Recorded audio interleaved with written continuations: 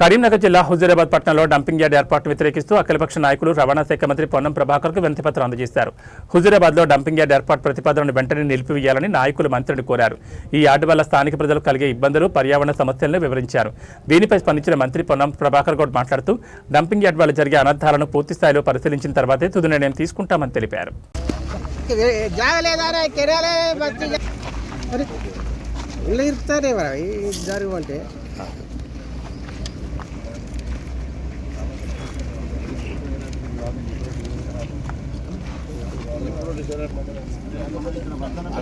నేను దీని గురించి చెప్పదాన్ని మీటింగ్లో ఏం గారు మాట్లాడినప్పుడు దాని తర్వాత నేను నాకు కూడా ఐడియా లేకుంటే దాని గురించి వెరిఫై చేస్తే ఇద్దరు కలుపుతున్నాను.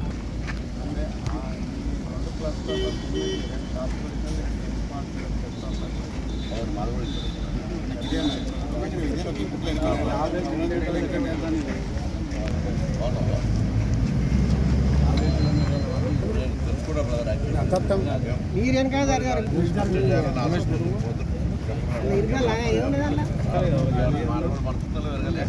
తప్పకుండా